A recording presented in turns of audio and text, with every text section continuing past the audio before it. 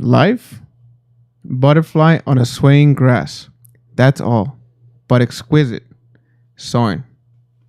What's up, everybody? Welcome to another episode of Thought Process. Today, I'm joined by my brother Greg, my co-host. You guys should know him by now. No need for an introduction, actually. What's going on, man? Not too much. Just trying to get ready for Halloween.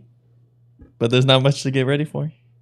Yeah, COVID really changed this holiday, right? I don't know yet. That's what a lot of my friends are trying to figure out. Like, do we have to find a place that's saying, forget this, and we're doing it? Or can we just walk around the neighborhood? I mean, we could really... Halloween's not really that much of a contact kind of thing. What do you mean? It's like kids, like... herding together from house to house. Yeah, but you're going. But they're separate. They're picking from the same bowl. Like, unless these people are giving like treat bags, which is what I would recommend people do. If they don't, then what do you think a grocery store is? Look, I'm just saying, if you want to go with not with the norm, but with doing this consciously. This is the way I would do it. Is I would pre-make like treat bags and just kind of put them out there. People can just pick them one by one. Why would I want like 100 kids going into the same bowl with their hands? They probably never washed their hands. They're kids. Yeah, but kids are also not really getting it that much. So, but now I'm not talking about the kids. I'm talking about you and then the people in your house, and that's what the issue. Yeah. Look, you live in Huntington. You live in Huntington Beach. We know what's going on in Huntington Beach. Nobody cares over there. It's fine. Like I'm not mad at you guys. I don't care. I'm here hanging out with you. Not that I don't care, but it's I don't know. Well, we're socially distancing right here. You can say that you don't care. Like it's just like it's plenty of things don't affect you directly in life. And if it doesn't affect you directly, it's easy enough to just not care. Regardless what it is. Car crashes don't matter until one happens to you. Yeah. Yeah. You know what I mean? Like we'll go with that argument. Like, look, I'm not going to sit here and tell you guys what to do. That's plain and simple. I'm going to try to enjoy my Halloween with whatever the family is willing to do. It's fine. I mean, I'm not going to be like hugging everybody. I'm not going to be... I'll probably arrive with my mask and take it off. I don't know. Yeah. You know, that's basically how I've seen people do it in restaurants. Why not do that? You know, whatever. Screw COVID. We're moving on to the next subject. Well, actually, you know, if you are celebrating Halloween this year and you're scared to get COVID, well, we have good news for you. Stay home. Well, that's as simple as it can be. That's one good news by Greg. But what I really wanted to say was we're going to talk about your impending doom on today's podcast, and that is we're all going to die. That's plain and simple. We've all thought about it at one point or another, either from childhood or maybe just recently. We are not immortal yet. I don't know. Hurry up, Elon Musk, with that Neuralink, so we can download our consciousness into the Matrix. You know. But we'll get to that too. So Greg, I wanted to talk to you about this, our impending doom, which is absolute death. I know you wanted to talk about this argument that you've seen, or this conversation rather that you've seen in the internet. And why don't we just dive into it, man? Well, I want to mention one thing that I didn't talk to you about earlier with the whole concept of death is why are we so worried about dying and losing out on things in the future where we're not worried about what we had missed out on before we were born? In a sense, we were dead before we were born. So why are we so worried about what happened in the future and we're not worried about what happened in the past? Because it'll be the same concept. It's our ego telling us that we may... It's our ego falsely claiming that we have control over our life, which, if we have some control to some extent. That kind of just tells me that we're missing something. We don't have the knowledge of something, and we're just trying to fill it in. Like, because we can hear history from before we were born, but we can never live that history. So we don't worry about it. But if it's like tomorrow, we would expect to be able to be there tomorrow. So we fear not being there for whatever tomorrow has in store. Mm-hmm. But what's the difference between that and before we were born? There's no difference. It's just the perception of how we perceive it. The way we perceive it is we don't know anything before we were born, right? Mm-hmm. But we know a lot of things. We have projections. We have models that we can look at. We have plans. We have goals. It's our ego talking to us, saying, "Hey, you are in control," and we're really not. To some extent, we're in control to some extent, but not completely. Tomorrow, November 3rd might be the end of the world, and that would be the shittiest end of the world ever. Like if we were in a video game or in a movie. The reason you're saying that is because of the asteroid, right? Well, that's one, yes, but this is what I'm referring to is the hype. Everything that's going on around us right now. All the noise. We're not focused on what's really important. We're gonna I feel like if let's say November 3rd, we're sitting here, we're looking at the election. Maybe what day is it? Do you know? The election, what day is it on? It's the 4th. It's on the 4th, but what day of the week is it? I believe it's Wednesday. So we may or may not be doing a podcast that day, because I don't even think that we should care about the context. We're just gonna see who wins, right? So I don't know if you're available. We may do a podcast that day. Wouldn't it be the shittiest way to die would be seeing all the hype, people fighting left and right for what? For something that that's going to be temporary, and then we just get hit by an asteroid and we all die? Like, that would be the stupidest ending to any movie. Well, it's the day before that we'd get hit by the asteroid. Well, Armageddon, we might kind of, Space Force might save us for a day, just so that we can live to see the election, and then we're all going to die.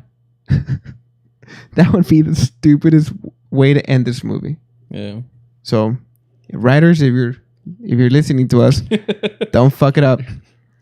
You already told us about 2012. Remember that? That was the biggest hype. 2012. Oh, the Mayan calendar is ending in 2012. We're all gonna die. Oh, I'm more like Y2K. I didn't think about anything about in 2012. Y2K was the one, dude. When I was told about that like all the lights will turn off, I counted down. I was like 10, 9. You really did? 8, 7, 6, 5, 4, 3, 2, 1. I kept my eyes closed because if the lights were out, I was already ready. I closed my eyes when I started counting down. I was like, the lights are going to turn out. Like, I was ready. When it said 1, I was like, everything's gone. We were, what, 10 years old? Y2K? 2000, right? Yeah, 10. Honestly, I had no idea about Y2K. Was it in the news? I don't remember. Yeah, dude, it was huge. That's how much I cared about it back then. And actually, that's actually a good point. 2012, I guess I looked back. Dude, I wasn't worried. It's like, we don't have, if it's so true, we don't have control, why are we going to worry about it? And I think that goes a long way too with our topic today. We're so worried about the tomorrow, like you said, the not being here, that we're forgetting to enjoy the being here now. That's actually something that I've been thinking about all week, man. It's what am I doing right now? Am I well, one, am I enjoying my life, right? Am I having fun? Am I with hanging out with people I care about? Or am I just wasting my life? And that hit hard because at night, last night, I was just thinking about that. Said, man, what am I going to be known for? Or, we're all going to go down in history, whether it's on your Facebook or, it's on a headline or whatever, or in a book. We're all going to go down in history one way or another. And I was just thinking about like how people would perceive me. And it might be the ego, and it might not be the ego. It might be more of a maybe how are my well if I live to have kids, how will my kids perceive me? And so because I've had my earliest experience with death was in 1996 when my father died. For me, it was I didn't know what to feel. It was one day he was here, one day he wasn't here. It was actually I felt numb. And that was my first experience with death. I didn't know how to feel. And I guess it was because my mind was protecting me from all that emotional stress. Mm-hmm. And so my view of death is a bit skewed because of that. So now I'm trying to figure it out. Like, this whole time I was telling you about how I feel like we go through this midlife crisis or quarter life crisis, rather, and how I started to think about how my ego controls people, or how my and everyone's ego controls people, how it controls our thoughts, how it goes from like we said, like we're here, we have control over this. It's like, no, we don't. We've experienced a common person who passed. Mm-hmm. And that was weird because one day they were here and then they weren't. And then all of these experiences have made me really question this whole thing about, we can get to afterlife if we can get into that later, but what happens when everything just goes dark? Same thing that happened when it was dark before you were born. Nothing. Or, I don't know. You because we don't remember, right? Okay, first of all, what is your earliest memory? Like, what is your earliest memory when you were a kid? I always told this story like it was the first day I moved into the apartment complex that I lived at during my main part of like elementary school to middle school. But hang on, someone told you this story? No, this is something I remember. Okay. I remember specific people, and I swear it was the first day we moved in there, and we went out and we met the kids who lived in the neighborhood, and we were playing with action figures. And I know exactly the spot it was at. And I tell the story, but when I tell the story, my parents are like, no, there's no way you'd remember that. You were like 2 years old when we moved in there. And I was like, no, I like was talking to the kids and playing. Like I was much older than that. So I think that may be one of my earliest memories of something that happened. But I remember it like a little bit differently at what age it is. Don't you think that that's weird? See, I feel like memories are triggered by emotion. And this is actually just coming to me right now. Because my earliest memory was me. It was my dad drove me to pick up a couple of dogs, my first dogs. And it was like the happiest I've ever been up to that point. Mhm. I must have been like 3 years old. I remember driving down the road. It was like maybe I don't remember exactly how much time it took to get there, but I remember going to the place, picking out two of the dogs from the whole what do you call them? It wasn't a kennel. A pound? No. This was like in Mexico, dude. This was like a what do you call it? Corner? No, what do you call like the litter? Okay. It was I picked two of the dogs from the litter, and on the way home I fed them milk from my milk bottle. Like that's how small I was. And I didn't drink milk when I was like 4. I stopped like drinking, like I don't know, I just didn't care for it when I was like 4 or 5 or something like that. So it must have been around when I was 3. That's my earliest memory. But I felt happy. I remember being happy. So I'm wondering if memories are actually, because this is now we're going off on another subject, but I think it's really interesting. Are memories just like emotional bookmarks? Yeah. Because we don't tend to remember all like the average times. Like, do you remember the average times? Not usually, no. No, right? Like I remember There is one time that had no emotion that I remember to this day, and it's because I always thought about if you at 9 years old can even be the same person as you at 50 years old. Like, what do you mean do same you person? transform into someone else? And Of because you can't course. remember. So I made sure there was on my 9th birthday, I was sitting in a bathtub, and I don't know why I was like, I'm 9, I'm 9, I'm 9.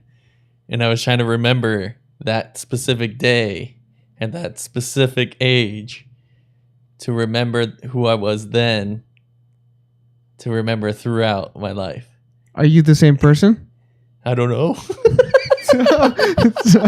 Well, obviously other things have happened, but So maybe not. it's You're not. People change. That's the thing. I just heard it again. I repeated somewhere that the only for sure thing in the world is change. The only constant thing is change. Change is inevitable. Everything changes. okay. So people change, from what I understand. But our perceptions of life and death usually don't. I feel like people kind of hold on to the ideas for a very long time. I wonder some if that's part of enlightenment. Some people freak out about death like consistently. Like I don't fear the concept of death, but if a car's barreling at me, I'm gonna be like, I'm gonna die, like, and I'll probably freak out at that moment. But thinking of the possibility of death one day is not scare me. Have you gone through it in your mind a lot of times? Not really. You just never thought about it? Huh? So maybe you just never thought about it. So it could be like ignorance is bliss. Or on the other hand, I mean, you can't control it, so it's not like it's like one of those things. Like I'm not mad about how tall I am because I don't control that. I like. yeah, but you have to. Well, that's you, right? There's a lot of people who can't. That's the logical way of thinking, but when with your ego, that doesn't allow you to do that. And some people are just too connected with it. That it's too. I don't know. It's like. It's too hard to admit a certain thing, or to accept that. Rather, I think it's harder to accept certain things like death because of your ego. Because your ego does not want to die. Okay. And so I don't know. I guess. I, I, I'm. I'm sure. I guess I feel the same way sometimes. So I was looking up where the word death came from. And the word death is from the Old English word dead, but like the the DED. D, it's DEAD, but the last D is a symbol type D. So it's kind of like a backward six with a line through the top of the um just like it's kind of like an X, but it's like a six. I don't know exactly if that's pronounced differently, but it looks like dead, meaning death, dying, cause of death. It is related to the Old Saxon doth and the Old Frisian dath. Its origin is found in the Proto-Indo-European verbal stem de, meaning to die, with the suffix thus, which indicates an act, process, or condition.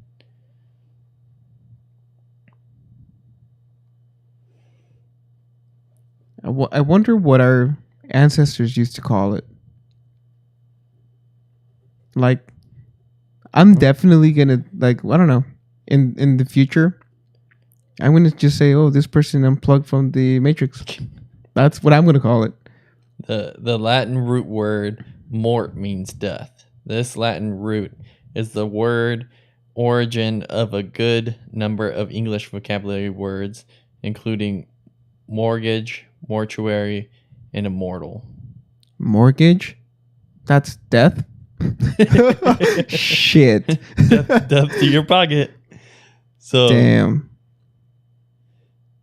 dude. Dude. And I kept reading into death, and there kept coming up this word, cessation.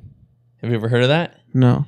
You may be thinking I'm saying the word like sensation. No. Cessation. I didn't know cessation was a word. So I kept reading it thinking that the whole time I was saying the word sensation incorrectly. But cessation means to end. So death. Cease, like cease. Yeah, to Cease, like cessation. Yeah, I get it. And it was interesting that I could figure out a new word just researching death. Look, dude, I think we're gonna eventually, maybe not eventually, I think we should definitely have a word of the day.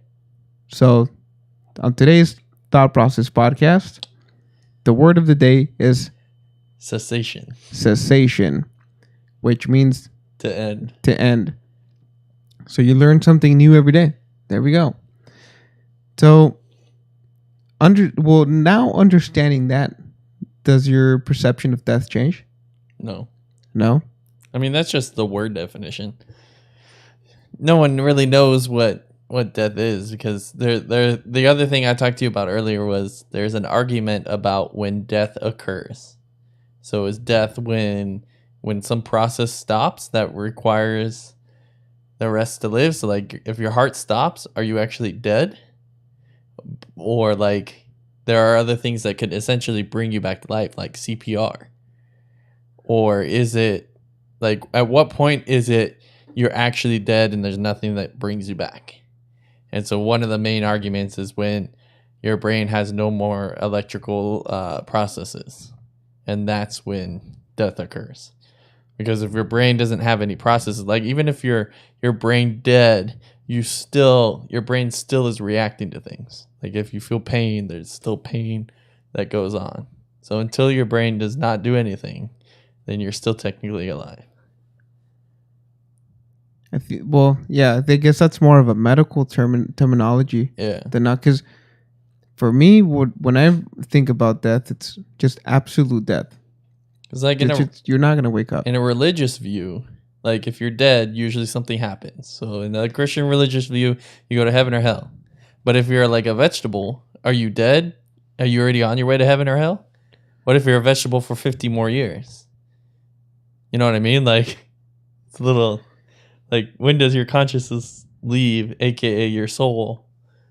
Yeah, unfortunately, we don't have anything that any medical devices that will tell us that. Yeah. So, well, I guess this kind of ties into this. I've been watching this. We just finished the series last night called The Haunting of Hill House. Yeah.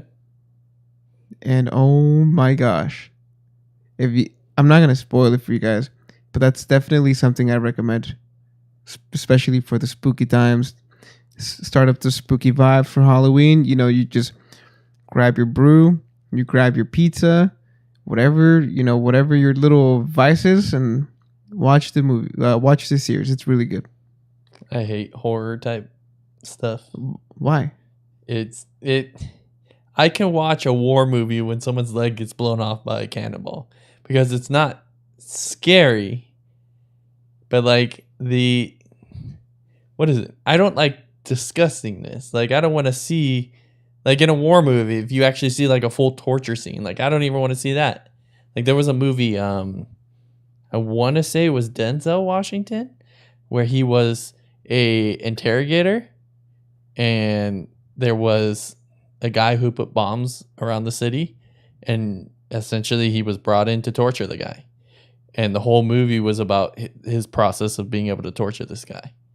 And you would see it. He'd take off like fingernails, and he would like waterboard, and he would like peel his skin back and like just remove his teeth. Like I don't like watching that stuff. Like there's no value in that for me. And that's where I don't like horror, because there's too much of that in it, and that's what it's kind of based around. Like I'm fine with suspense. Suspense is still like scary in a sense because you don't expect something.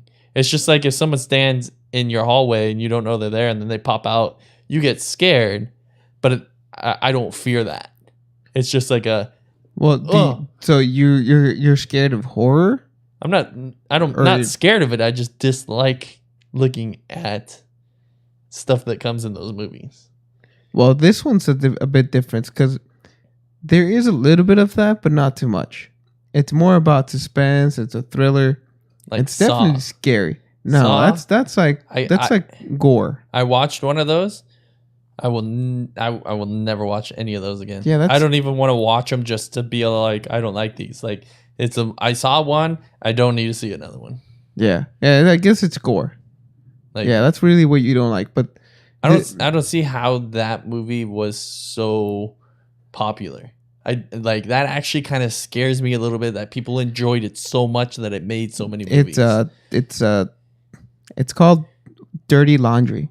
People like Dirty Laundry. But see, it's not even Dirty Laundry is something that you hide from people because people don't like. This movie was like a top seller. Everyone was watching it. No, like that scares me. No, I mean Dirty Laundry as like sometimes you'll wear your and I don't know how this term came up actually, but I guess what it refers to or what it implies is that people like there are people that like the dirtier things in life, like bad things, like gore. Yeah, there are people who actually enjoy watching those movies. I think some people's sensations in lives are backwards. Like, I'm not saying one way is correct and one way is not. Whatever. I'm just saying people like how we talk about how I see green, but we can consistently say that green is green because the color you actually see every time you see a green color is actually what I see when I see a blue color. So we can never get it mixed up, but we may be seeing everything in different colors in a sense. And so I say the same thing when it comes to emotion. Some people may get the same feeling of happiness, but in a sad action. And some people may get the feeling of sadness when other people get the feeling of happiness.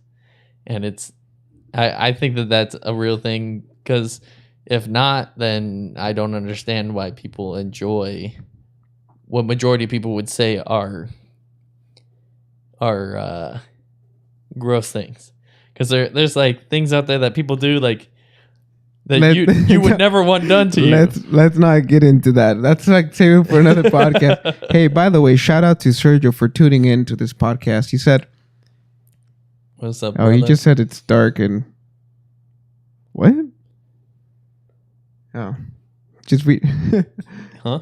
The memories. Memories are triggered by many different things like emotion, Sometimes they're sexual, Sure. right? I think it's still an emotion.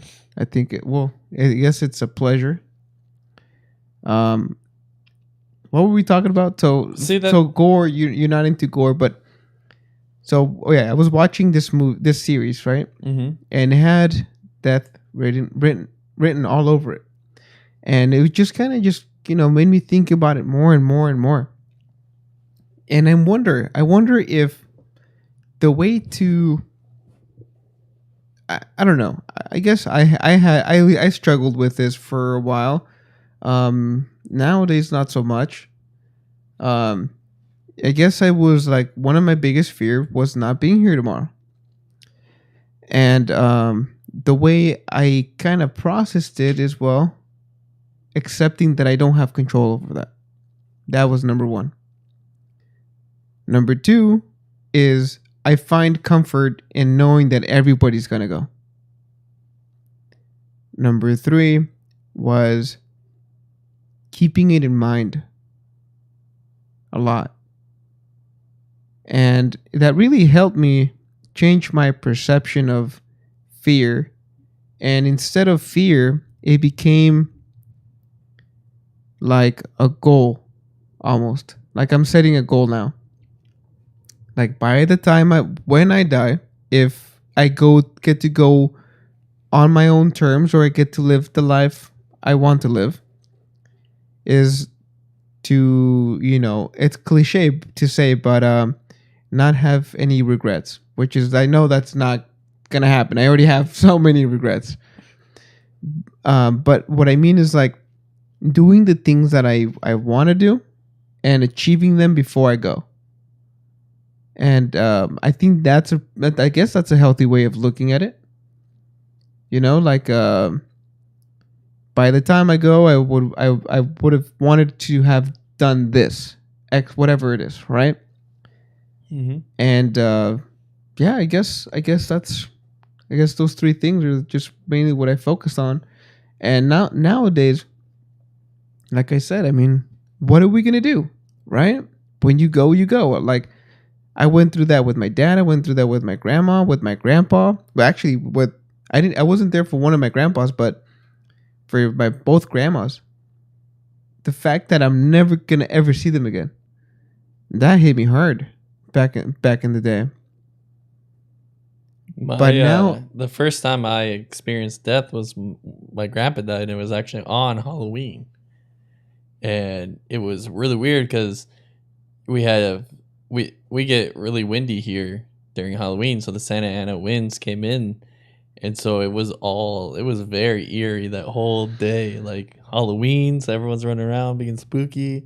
My grandpa was, I don't think I knew that he died until like after like Halloween. So like we went out and did candy and all that, and then came home, and then we found out because my dad had left, and so he knew, but he was going through the whole process of everything before coming home. So we got to enjoy the day, but looking back at it and thinking about it, it was very, very eerie of a day.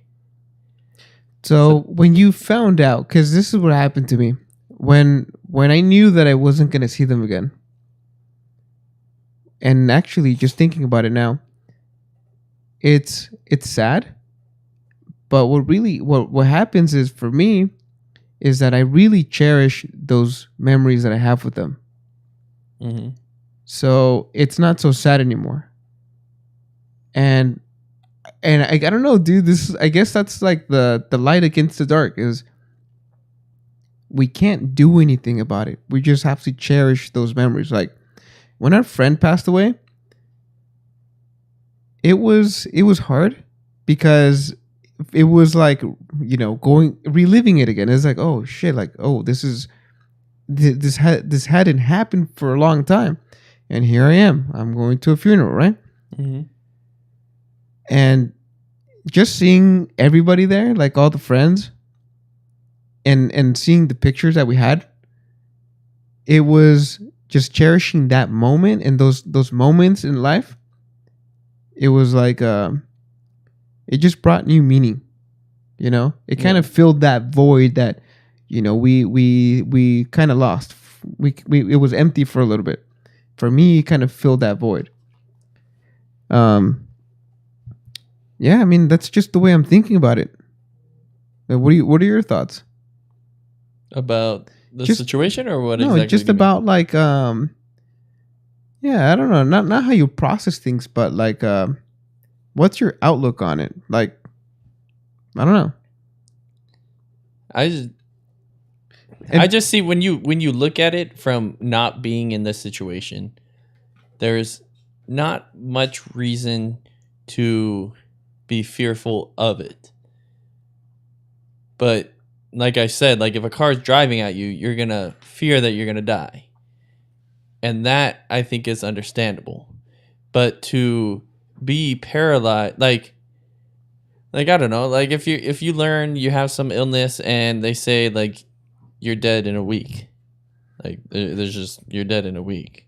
Greg, we're Like gonna I could do understand from that moment on being scared because you know like you're gonna die. we're just gonna do all the drugs. But when it comes down to like to me, there's nothing that's telling me, hey, you're gonna be dead soon.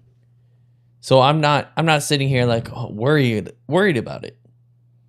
Mm-hmm. There's no reason to do that. Like if you find out you're gonna be dead in 3 days, you're gonna want to take care of some stuff. You're gonna want to go see some people. You're gonna want to do some things. But if you didn't know that, then you would just live your life normally and be just as I wouldn't say just as happy, because if you're gonna learn that you're gonna be dead in a few days, that you're probably not gonna be too happy. But like you can live and not have to worry about anything, because happiness is not only when you feel happy. If you don't have to feel worried about anything, you're also still happy. Well, do you think that those two things go side by side? They No, go because you together? can still be happy in death. There's like when my grandpa died, he said that he loved my grandma and that he was happy that he was leaving, because he believes in heaven. So for him, he believed in a sense that yes, he was leaving something that he loved, but he was also going somewhere he loved. And do you? That's You know what I really mean? yeah. That's another topic, man. That's how religion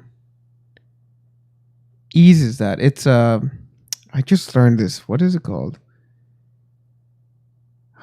That's how most things are. Like we talked about before, the more knowledge you have in something, the easier things are. If you have more knowledge about death, death will come easier. Maybe. That was one of the things, right? That I just constantly thought about it. Mm-hmm. I constantly thought about it to come to terms with it in a way. And yeah, I mean, I don't know. I don't know if it ever gets any easier, but you get to accept it. Mm-hmm. I think that helps, right? Yeah. Because there's yeah, just nothing you can do about you it. just come to terms with it. But it's very interesting too about, because I'm looking at like the Aztec thing up there you got, and thinking about that there are people who celebrate death. Like throughout different religions and different countries, people have God of Death or like the Grim Reaper, or like. Which, by the way, dude, I love that song. Is so good. Blue Oyster Cult. So Damn, I love that song. Is that the song you were playing? I don't know the name of it. Yeah, don't fear the Reaper. I love it. So it's not. I don't necessarily think that people are celebrating death in a sense, but they're putting a face to the name essentially. Like the Grim Reaper is waiting for you to die to come and take you. The Grim Reaper is not there to kill you. Which is interesting, because if you think about it and you look at how the Reaper is, it's this guy that has a scythe and looks like he's gonna chop your head off. But he's not there to do anything. You're dead already. Like He just comes and takes you. To take you to the next thing. That's how it's been depicted everywhere, huh? Yeah, and it's like if you think about it, it's the same thing as like if you're a tour guide.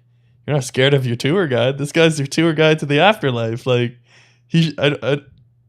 let's just say there's a such thing as a Green Reaper. I 100% don't agree that he looks like that. Hands down, if that's a thing. I don't think there's some guy walking around with a scythe who's super scary leading you into the afterlife. What do you think the Grim Reaper looks like? Well, I mean, if you believe in a concept of heaven and hell, then I think there can be one that's scary and there can be one that's magnificent. I see. But, touching on that religion and how it affects, and I would say there's many things that ease death for some people. We've recently learned about how people will take like mushrooms to ease their death. Right? I've never heard of that. You've never heard of that? No. Yeah, I just heard about it.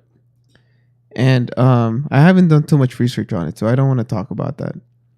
But I have heard that there have been, I think there's a few states now that are legalizing certain mushrooms. Are you talking about like what is it called? Self-suicide? No. Is that what you mean? Are you? No. So it's just they're controlling the emotions they have about death. Yeah. You can't ease suicide. It's like, not suicide. You can't ease death.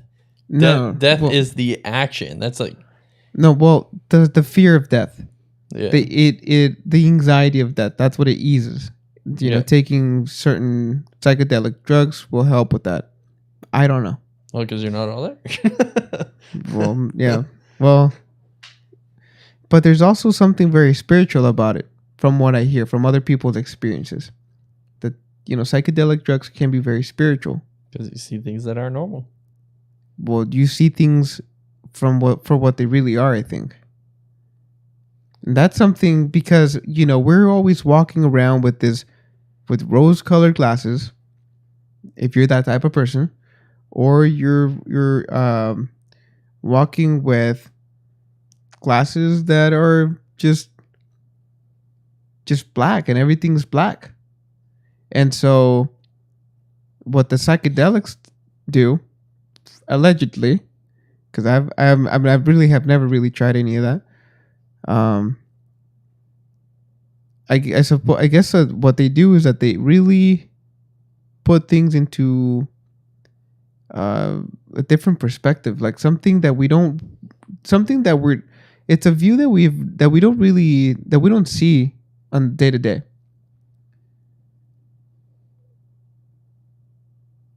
I was kind of thinking about how you said the whole change thing earlier, about how everything is guaranteed to change. Mm-hmm. So, and how you just said now about you could have glasses on and only see black, and you think that's how the world is.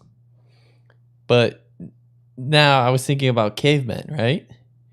If we believe that cavemen existed and they're just learning to make things into tools, did they have shades on, or did life just change?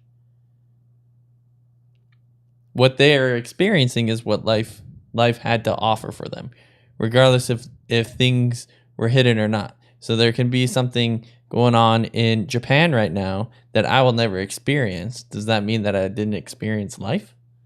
No. I just experienced what life provided for me in my life. Well, yeah. So that's why the drug concept, I've never really believed that like you see something that is real that you couldn't have seen without it.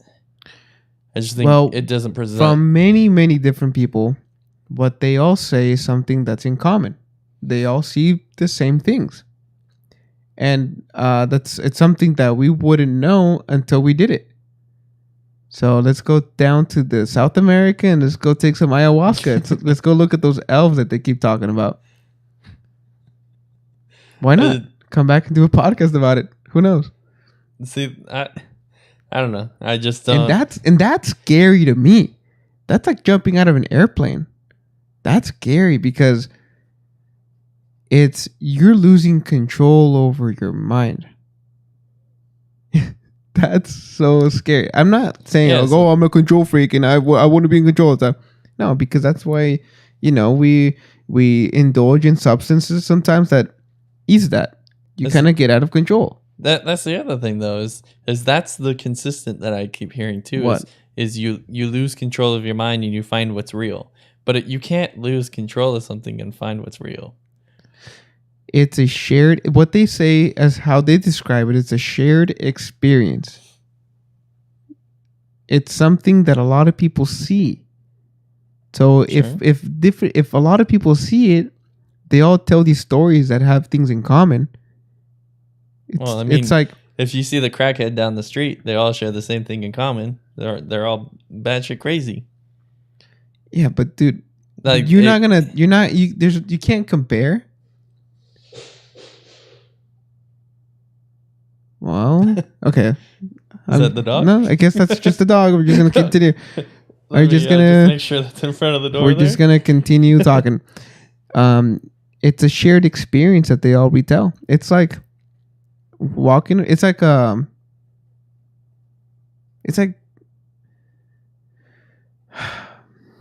me see. It's like explaining the world to a blind person. If everybody consistently tells you, hey, this is what you hear from everybody tells you the same thing, are you not going to believe it? You can believe that that's what they see, but does it make it a reality? Like, sure, like how we can describe this plant to someone who's blind and say there's a plant here, this is what it looks like, but they can't piece it together. They've always been blind and they don't even know what a tree looks like. You say cylinder, they don't know what a cylinder looks like. Like, you can't. Well, that's complex because that's I would say that's true, but not all the time. There are people that are completely blind that can walk through the streets. Sure, because they know where they can and can't. Right, and so would you say this, like, like if many different people explain it that way, would you say that that's a reality? Sure, but when it comes to your mind thinking of something, yeah, I'm not saying that different. I'm not saying that they see the same thing we see. I'm saying if what people tell them, for the most part, if they're being truthful, they all will have things in common.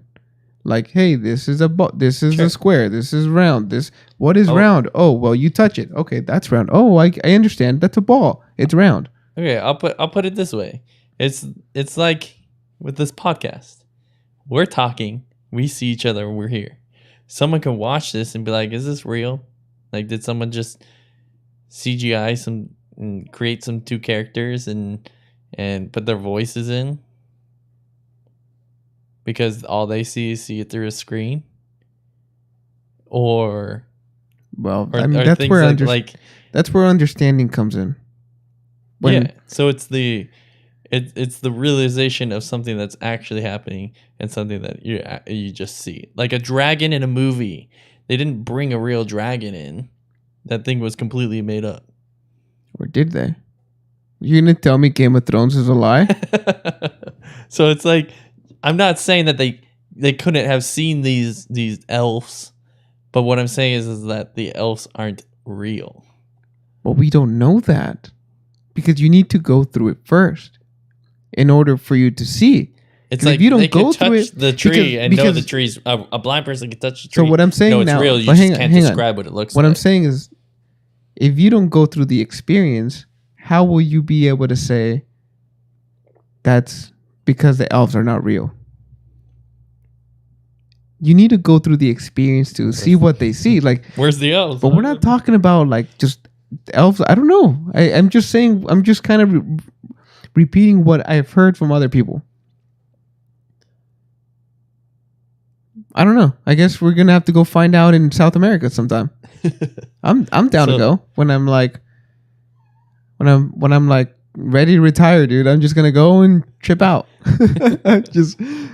So, going back to death, is the Hispanic there's the Day of the Dead. Dia de los Muertos. That's not about death though. That's about celebrating the people in your family who have died, right? And it's actually about celebrating the life. And it's like a day for you to remember them. Yeah. To celebrate their life. And a lot of people, what they do, and I think it's November 3rd. Don't quote me on that. We might want to check. Um, I think it's November 3rd. Or, yeah, November 2nd, November 3rd. And basically, a lot of people will do like a little altar. You'll put like some candles, some pictures of your. Oh, November 1st. First and ends on the 2nd. Oh, that's what it was. Because it's a nighttime thing, right? Yeah. You're supposed to go light the candles and all that. Yeah, and then you like, sometimes people create altars and they bring like their favorite food, their favorite thing that they liked, and yeah, it's just a way to remember them, I guess. Yeah. So think about it. There's not really anything where, like, even Halloween is not like celebrating death or anything. So it's not like. What's Halloween? I mean, Halloween's a lot of different things. Now it's just a holiday to get candy.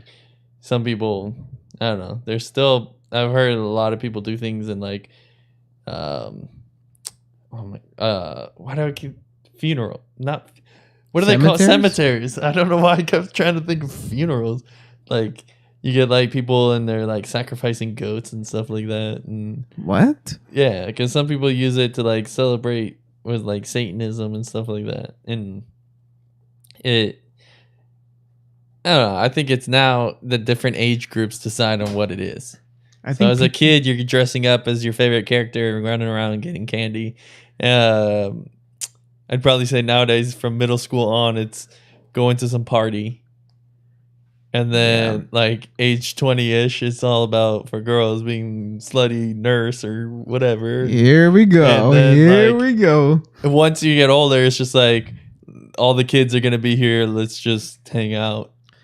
Like all of my neighbors right now, we all have. If you're looking slutty, I ain't mad at you. Get freaking Greg over here. Play a hater of the year.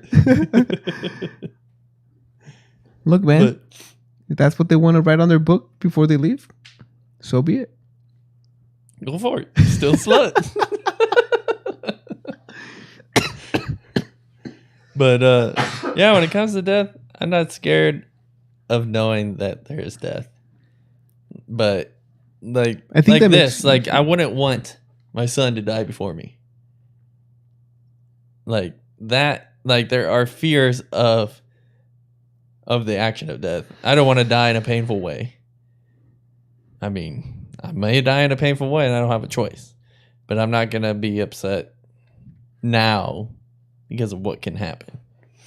Yeah. I don't know. I don't even know why it's been on my mind a lot. It's just, I guess everything, what I've been watching, Halloween, just my own kind of, my thoughts, my inner thoughts, and it's definitely an interesting subject, and everybody has a different perception of it, which is also very interesting. I don't know, man. It's an interesting thing. It's like being born. We celebrate being born. We celebrate birthdays. You think we should celebrate death in the same way? I mean, I kind of do. Like, every year we kind of, my family and I will get together and we'll, go to church and we'll. You hear that, right? You wanna keep it on? You wanna stay here for a little bit? What do you mean? Like, so I can go check what's going on? Oh yeah, that's fine. So what's going on right now is earlier we heard some big rustling going on in Marco's house. And now we keep hearing some weird noises and there's not supposed to be anyone here. So I don't know if we're talking about death and now the Grim Reaper's trying to just push it. The Grim Reaper's here to get us. So maybe Marco's going out. Enjoy the guide. But yeah. So I was looking up earlier about death, and there was, where is it? Let me find it. Yeah, I was just like I don't use Google now. I use a thing called I am on Google actually. I guess that's just on my computer. I was Googling about the word death, and you get all those questions on Google like, does dying hurt? Like, that doesn't even make sense. Everyone dies a different way. But when we chose the topic today, we're trying to put it in a 3-part section to lead up to one of the main topics that we want to talk about. And so this week we're talking about death. Next week we're going to be talking about discipline, and then the final one we would be talking about the warrior mentality. So it's just piecing all these pieces together to kind of tell a story. Nothing happened? Maybe it was our perception. Maybe it was those damn elves running around over there. But Marco's back now. The Grim Reaper didn't take him. That's a song, isn't it? Grim Reaper gonna take me. You know what song I'm talking about? Is that what you've been talking about? That song? No, I was just saying why we chose the subject death. That we were trying to tie it into like a 3-part concept to talk about. That's one. But it's just, I guess the 3 things that you were just explaining to people, that's really what's been on my mind. I don't know. It's a good... What about death has been on your mind? Well, like I said, I just, watching this series had death written all over it.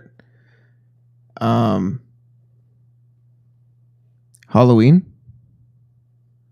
It's something that I feel like a lot of people fear, and we still don't really understand it. Yeah. I don't think we understand it. You can't understand it. You have to take an educated guess on what you want to be right. Well, not even like we don't understand. Like just like average Joes like me, dude. Like we just don't understand. I'm going to speak for myself. I don't understand it completely. I don't understand why people fear it. I don't understand why we shouldn't fear it. And I don't understand. Well, now I guess I'm understanding how to deal with it. You know, if we go back to the 3 things, it's accepting.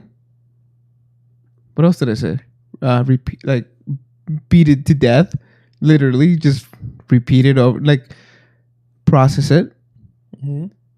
What else did I say? I'm gonna have to go back to see the podcast. I'm not sure exactly. And so processing it, accepting it. I don't even know what I said, dude.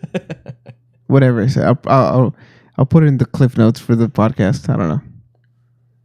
Right. It was off the cuff. Time. It was off the cuff. Yeah. Yeah. I mean, I don't know. I just feel like I guess this podcast is. It's really about understanding things, processing things, right? That's what this podcast is about. That's why we chose it. That's why we chose this topic. And it's, I mean, what is the biggest fear? I think that's the biggest fear. It's not being here tomorrow. Now we can get into the what happens after death now. Okay. We don't need to get into personal beliefs. Although I feel like we may have some stuff in common. Maybe we don't, but we can do a lot of speculating. I think this is really where we can start going into many different directions. Yeah. Like, okay, so what do you think that our ancestors, felt about it? What do you think went through their mind about, especially when they didn't have the right medicine, or if they didn't have enough medicine for everybody, or even before medicine, before, like shamans, before witch doctors, before people that would cure you, like you're just like, hey, Steve over here's, he's here today. Oh look, Steve just dropped dead. Oh, okay. Hey, what's up, Greg? You know, like what did Uh, did they have no concept of it, or they just knew that one day they were up and running, and then the next day they weren't? yeah, I guess I don't know. I never really Because thought about like because what now happened the first time someone died. Like, let's just say Adam and Eve concept's real, right? Like, what happened the first time that like someone? Well, what Cain killed Abel? That was the first death, right? I don't think that was the first death. Yeah, yeah, I think so. Was that their kids, right? Yeah, and Cain killed Abel. So was Cain just like, I'm gonna bash this guy in the head because we used to do this? Or no, I guess they weren't around for that. So I'm just gonna bash him in the head, and then he's like, wait, he's not moving anymore. What's going on? You know what would be a really good thing to go through? Hmm. The Bible. Not to preach it, but to understand it and Go through a understand couple different Bibles. and understand the lessons. Yeah. Yeah, I think that's a book that's always been on my list that I've never, ever, ever picked up to actually read. Like, I read here and there because I had to, but not because I wanted to. That's one thing I've been curious about, like reading different types of Bibles. So for the different religions, whatever the text that they use to follow by, and just seeing how similar it all is with little tiny changes. You think it's all similar? I think the majority of it is similar, yes. It just comes down to that one part where it's they need to be right and you need to believe this, or the repercussion is whatever it is. You don't go to heaven, you go to hell, or you come back as a fly instead of a cow, or whatever the punishment is. 72 virgins? Yeah. So there's the punishment to not believing that this one's correct, and there's the reward for believing this one's correct, and they all have it. Now it's either you don't believe any of them are true, or you believe one of them's true and essentially hope you're correct. It's kind of what it is. You believe that it's correct. You believe that it's correct, and everyone hopes that you're wrong and they're right. That's all it is, because you can't. Isn't that the wildest game of Russian roulette? Kind of. Like we're just like, hey, hope this is not it, or hopefully this one's it, right? That's the wildest game of Russian roulette. Oh man, people are gonna get mad about that. What? I don't know. Saying that it's like Russian roulette? No. Yeah. It's like the bullet is the correct religion, so you shoot yourself when you're right. And if you're left alive, you did the wrong one. No, I think it's really interesting, man. It's really interesting subject.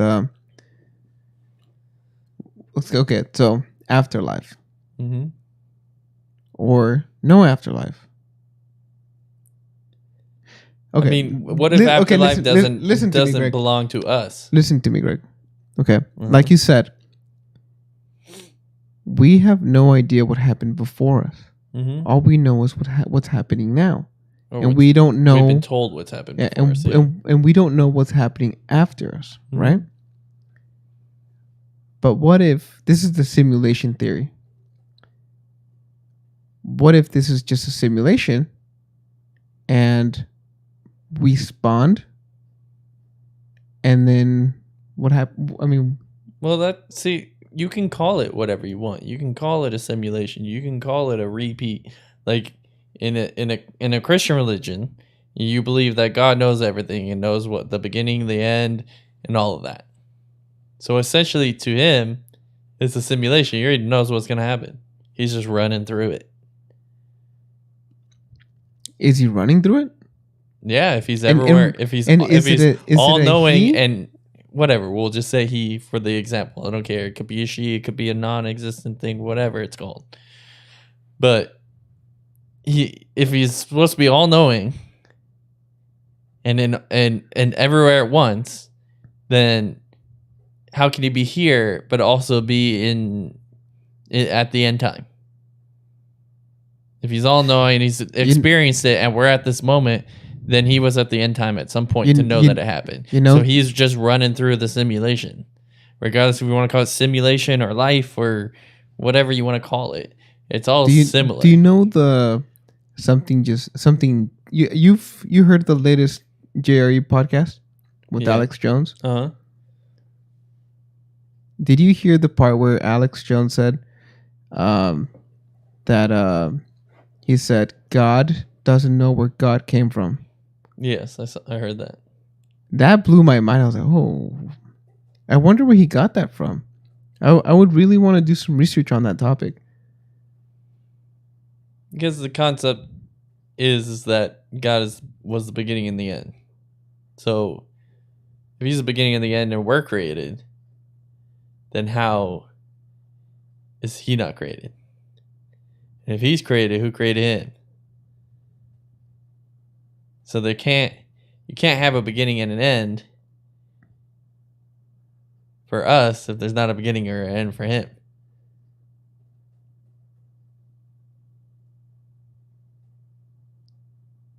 I don't know. This stuff's, do you know? I don't know. I think I think things go on forever. The Christian I just don't Catholic know how it works. And the Christian Catholic religions, they believe that we were created in the image of God.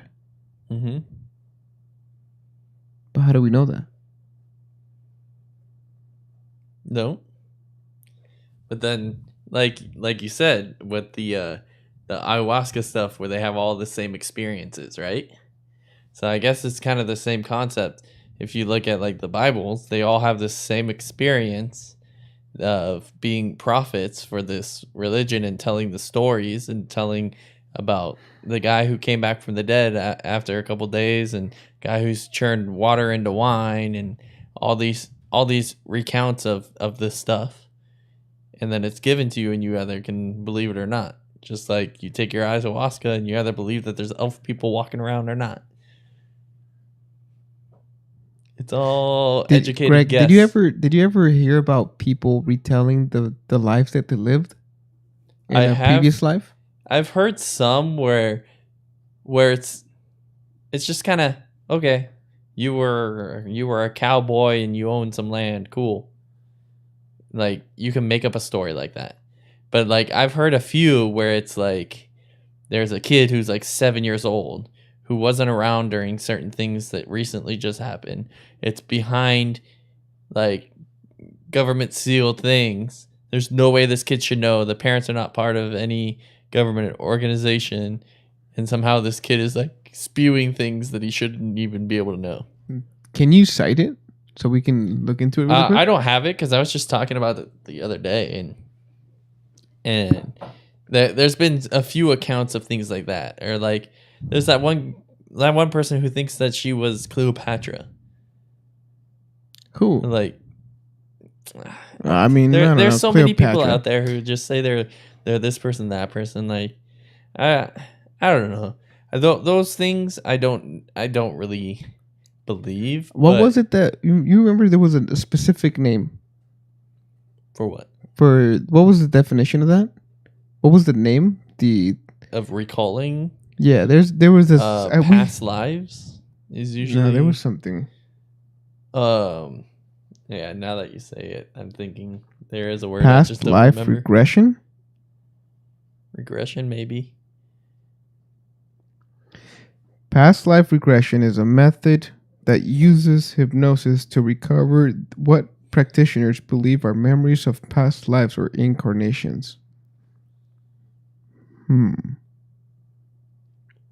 see, that's dude, that's what we should do. I don't know if you're available in the next couple of days, but we should go to a psychic. Oh, snap. We should go to a psychic and see what's up. I don't think I have time in the next couple of days.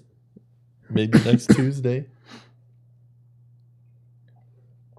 But see, I don't know. I think everything is Everything is a guess. You just hope you're right. Because you just can't say. Yeah. I'm just gonna read a couple of examples of people. So, the Bridie Murphy case. Bridie Murphy, or Ruth Simmons. Between November of 1952 and August of 1953, Maury Bernstein, at the time an amateur hypnotist who would later become known as a successful businessman, and used hypnotic regression 6 different times on a Colorado woman named Virginia Burns Ty. And what emerged during these sessions became a straight-up fad after the publication of Bernstein's book, The Search for Bridie Murphy. Ty, who was referred to by the pseudonym Ruth Simmons in the book, had, it seemed, allegedly lived a past life as a woman named Bridie Murphy in 19th century Ireland. While Ty was under hypnosis, she spoke with a thick Irish accent, despite the fact that Ty did not have such an accent and indeed had never even been to Ireland. The tale she told detailed Bridie's life from the age of 8. When Bridie lived in a Cork up through the fall, she later suffered that resulted... what? Up through the fall, she later suffered that resulted in her death as an adult. So she said it kicked up quite the pop culture fervor for reincarnation. Come as you were. Are you done with that? Oh, it just says that eventually, this whole case eventually collapsed under scrutiny. Journalists failed to be able to verify key elements of Bridie's life. Oh, okay. Yeah, so there is actually a medical condition out there that I don't think they've been able to figure out what the cause of it is. But some people, it's almost like a heart attack where if you didn't know a language, you could actually just start speaking another language. And you actually start speaking it as if you think you're speaking English. What? Like I could all of a sudden right now just be talking to you in Spanish. And it's been something that's happened but enough to where it's not just like what, like this person's doing something kind of weird. It's like, what is that called? I don't know, because it's like the language gets like kind of imprinted in your mind in the background, and you like have a seizure and your brain is pulling out other information. Because like when you have a seizure, sometimes you can like you mumble your words and you can't speak, even though like they say that they recall knowing that they were trying to say specific words, specific sentences, but it was coming out as something else. So I believe it's kind of that same concept. Like I'm saying a sentence in English, but it's coming out as Spanish. That's really interesting. Let me look it up. Yeah. Seizure triggers. Or even people will just have like accents, like how she had an accent. They said she talked in like an Irish accent. Stuff like that has happened too. No, this is different. What? Did you ever hear about this? Language-induced epilepsy? What is it? It's a rare syndrome in which seizures are triggered by 3 modalities of language: reading, speaking, or writing. Wow. It's really interesting. No, I don't see anything else. I don't see anything else with what you mentioned. Nothing's coming up. You don't remember what it was called? No, I don't know the name of it. Oh, whoa. Okay, I think I found it. Unusual ictal foreign language automatism and temporal lobe epilepsy.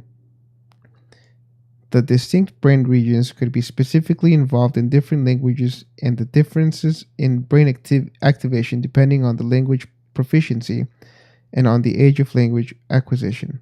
Speech disturbances are observed in the majority of temporal lobe complex motor seizures. Ictal verbalization had significant lateralization value. 90% of patients with this manifestation had seizure focus in the non-dominant temporal lobe. Although ictal speech automatism are usually uttered in the patient's native language, ictal speech foreign language automatism are unusual presentations of non-dominant temporal lobe epilepsy. The release of isolated foreign language area could be possible depending on the pattern of ictal spreading of non-dominant hemisphere. Most of the case reports in ictal speech foreign language automatism were men. In this case, report we observed ictal foreign language automatisms in middle-aged Korean women. So 50% of the world's population has been reported to be bilingual, theoretically presenting equal fluency in 2 languages. The epilepsy affects 1% of the population. Wow, that's like a whole article about. I guess it's called ictal foreign language automatism. I guess, I never knew that. That's really interesting. So you think that many of the stories that came to light, like this person was saying that she was just speaking with an Irish accent, has something to do with this? I think it had more to do with that than it would have to do with them actually being that person again. So like, I've heard of things where it's like the memories that I have can be passed down to my son through like through the genes, through DNA, so that there's a way that they possibly have some information stored in their DNA that can be thought up and put out as something that they think they experienced when it wasn't something they experienced. Is something that like previous, like that's why they say like evolution happens, like you start to grow hair, or like how if you believe we were monkeys, how we started to stand up because we remembered, hey, we're all hunched over, like if we stand up we can reach. So like as we went on, our memory was like, oh, let's change this. I just had this thought yesterday, actually. You know that picture of that bug I sent you? Okay. So that bug, actually, when I saw it, it actually raised my hairs on my skin. I was like, I was not having it, dude. I was like, what the hell is that, you know? And I was telling my wife, I was like, hey, do you think like my ancestors were like bitten by bugs when we were like living in the boonies of the hills, or what?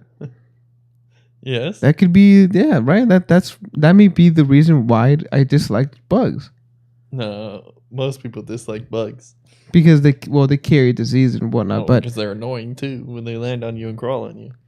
But they're annoying for a reason. They're just not annoying. They're venomous, or they sting you or whatever, right? Yeah, I thought that was really interesting. I was like, oh, why am I scared? Honestly, dude, that thing was a massive bug, creepy. Dude. I guess it's called a Is it a potato bug? No, it's called the it kind of looked like a big It's a Jerusalem cricket. That's what it's called. It's a Jerusalem cricket. You guys should. In Spanish, we call it cara de niño, which is like a kid's face. It looks like a kid's face. Yeah, it had a weird look to it. Yeah. It just looked like a giant ant, but like its dude, face I was, like, honestly thought, I was like, dude, did I just stumble upon like the ant that's just bringing all the damn ants to this apartment complex? Because I'm about to smash it, dude. The freaking queen ant? Yeah. No, I just left it alone, dude. It was like, it was like the size. It was like half the size of my hand, and you know that's a freaking big ass bug, dude. You know, speaking about bugs and death, the other day I was sitting on the toilet and I saw this spider, and I think I had a sandal. I had something flat, and I smacked it, and it was instantly smushed. And I was thinking, I was like, does that spider know it's dead yet? Like, how can it know if it's dead if it's already dead? Because if you think about it, like if you get like the guillotines, they chop your head off, but your body's still moving because it still has that process of moving. Your brain is still kind of alive. They suspect that if you were to hold your head up, you could actually see your body and realize it for A few seconds. Right. But like the same thing, like smashing that bug, like does the bug realize that it's dead yet? Or is it still catching up? I don't know. It could just be like you said, the nervous system is still ticking, right? Yeah, like almost like we're always catching up to time. Like the future, like there's a happening. Lag. Yeah, yeah. Like our latency is low. Maybe maybe that's what we're missing. Our latency's low. We're never actually caught up. So by the time it comes, what's really happening. So by the time it comes, we're already not here. Yeah, we're already behind. Unplugged. Yeah. You think that's a reason? There's a reason for that? Maybe think that it's a missing link. But do you think that it's because it's the reason for it is it's to avoid the pain of it? Maybe. What if it's like what if it's like excruciatingly painful even to just die in your sleep? Like the dying part where everything just goes cold and it cramps, or I don't know, you go stiff, right? You go stiff. It's basically what happens. Yeah. What if that's just excruciatingly painful? That's crazy. I don't know. Gotta upgrade to that Google Fiber and get our latency higher. just get the Neuralink. Get your data processing much faster. But that's enough talk of death. I think that the moral of the story is we've I don't know. I personally have come to terms with it. Whether I like it or not, it's gonna happen. The only thing I can control is how I feel about these moments that I spend with people that I care about. You know, I cherish family, friends, and everybody that's close to me. I cherish them that much more. So that's the message I'm gonna put out there today. Any last words before we go off the air? Be safe out there this weekend. Yeah, just have fun. Check your candy. Just that's the one thing with the commercial. I don't know. I actually don't really watch TV, but there would always be those commercials for Halloween. Like, parents, check your kids' candy. Like, make sure this is what. Dude, whoever is playing with me in this simulation, it's too much. You cannot believe where we're at right now. All right, well we'll see. So like they show like the new drugs, what they look like compared to other kind of candies, and say, hey, if it looks like this, make sure to take it from your kid. I haven't seen a single one of those, and we're 3 days away from it. That's crazy. Because they're filling up the air with the election and with Corona, but you still got to put it out there. You know, people are still doing Halloween.